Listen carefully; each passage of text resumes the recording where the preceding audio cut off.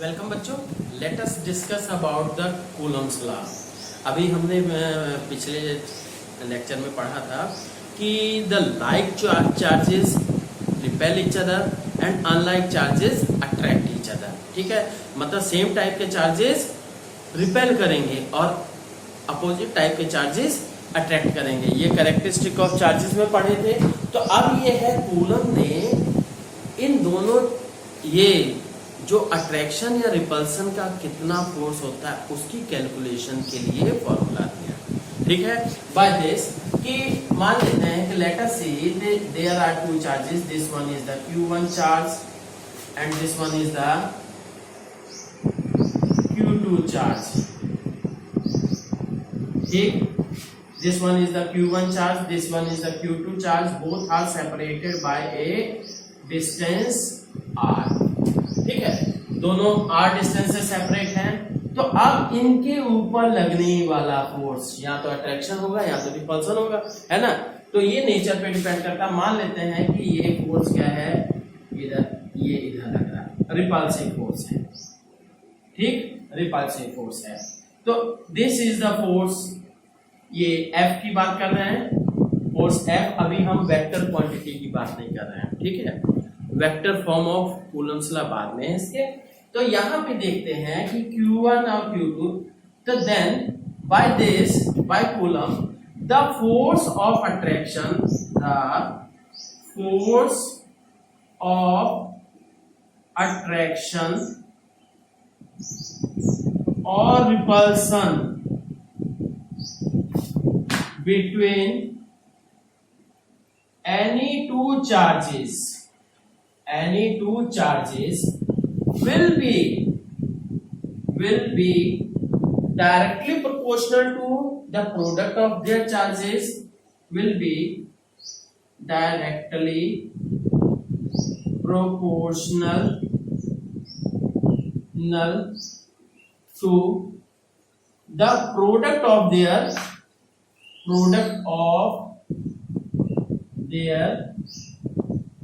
charges and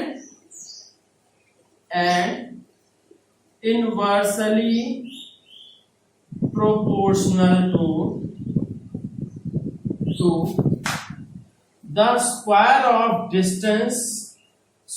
of distance between them।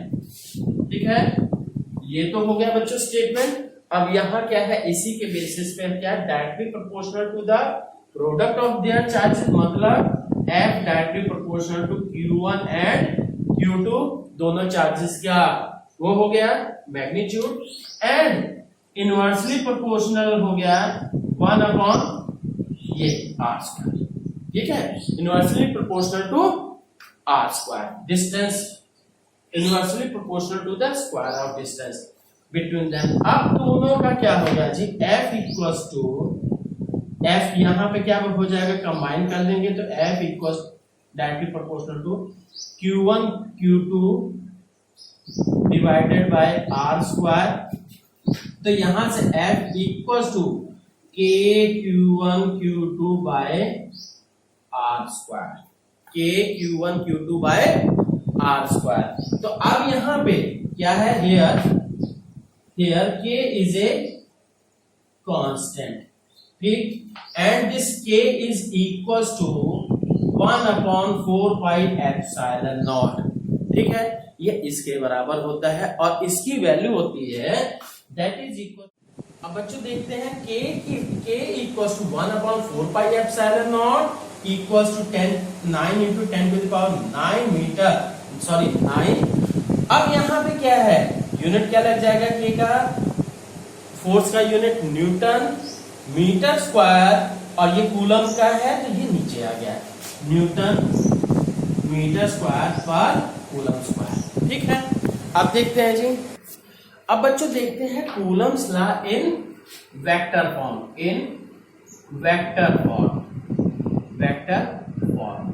अब बच्चों इसमें भी सबसे मेन ये है कि यहां जैसे हमने कहा कि यहां पे इसका देखिए दो मेथड है। एक मैं सिंपलेस्ट मेथड बताऊंगा, पहले तो जनरल बता दे रहे हैं। कि ये दो चार्जेस हो गए, this one is the Q1, this one is the Q2।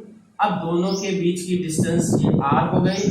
अब मान लेते हैं दोनों चार्जेस सेम टाइप के हैं तो रिपेल करते हैं, ठीक है। This one is the force, ठीक, both forces will be equal and opposite. तो यहाँ पे क्या हो गया, F12 means force on one due to two and F21 will be equal, ये क्या देंगे, F12 that is called force on one due to two and F21 तो क्या हो गया जी, force on two due to one, ठीक है, force on two due to one हो गया इतना।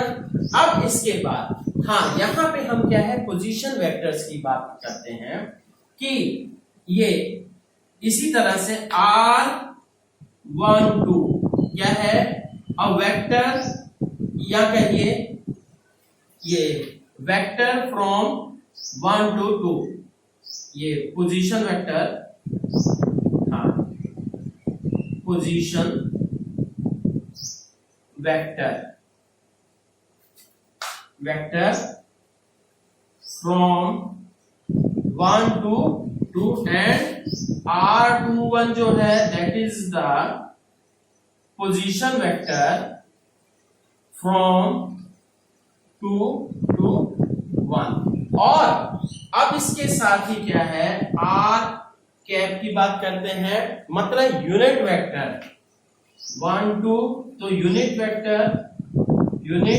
वेक्टर अलोंग किसके जी, यूनिट वेक्टर अलोंग ये दिस वेक्टर R1, ठीक है।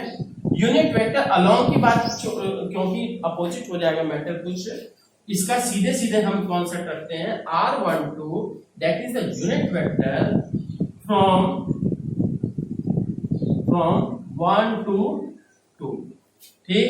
और दूसरा मैटर कि R21 जो हो जाएगा क्या, that will be unit vector from 2 to 1, clear, ठीक है, unit vector from 2 to 1, clear. अब इसके बाद सुनिए, यहां हो गया। अब ये F12 को हम लिखेंगे, एक चीज जान लीजिए बच्चों कि फोर्स को अगर हम लिखते हैं F कोई वेक्टर, ठीक है, F इज द फोर्स, तो यहां से F is the force, then you can say K Q1 Q2 by R square into R cap. ये एक चीज लिख दिया गया क्योंकि यूनिट वेक्टर है, कोई दिक्कत नहीं। और दूसरा मैटर, ये तो स्टैंडर्ड फॉर्म में हम कर देते हैं, और आप ये भी कर सकते हो कि F equals to K Q1 Q2 by R cube vector था, ठीक, इंटू R वेक्टर, ये पोजीशन वेक्टर। क्योंकि आपको पता होना चाहिए position vector, this position vector is equal, this position vector is equals to किसके बराबर होगा जी, this position vector will be equals to, this position vector will be equals to, बोलिए जी, हाँ सॉरी, हाँ this position vector will be equals to ये this magnitude of R and R, is that clear, ठीक। तो अब बात करते हैं, ये हो गया, हाँ, तो ये चीज, इसीलिए यहाँ पे R क्यूब लगा है बच्चों। अगर क्या है, सीधे सीधे वेक्टर सीधे कर दिया जाता है, एक नंबर का क्वेश्चन आता है कि derive the Coulomb's law in vector form, डेराइव नहीं, write the Coulomb's law in vector form. आप ये फॉर्म लिखिए चाहे ये फॉर्म लिखिए, ठीक।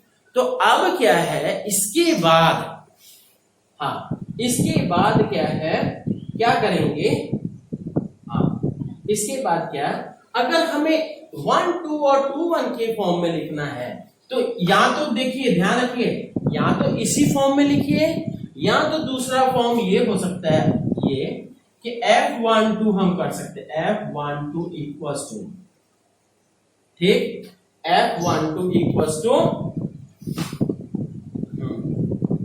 F12 इक्वल्स टू फोर्स हो गया, that is equals to K Q1 Q2 by R। ये देखिए पोजीशन वेक्टर की में ही लिख, सॉरी यूनिट वेक्टर की फॉर्म में लिखेंगे तो R स्क्वायर। अब पोजीशन वेक्टर इसके, सॉरी यूनिट वेक्टर इसके किस अलोंग लगेगा, ये ध्यान दीजिए, ये इस अलोंग है, मतलब Q2 से Q1 के अलोंग है, इस डायरेक्शन में है ना फोर्स, तो इस डायरेक्शन में यूनिट वेक्टर कौन सा लगेगा, 2 से 1 के अलोंग क्या है, ये फ्रॉम 2 to 1।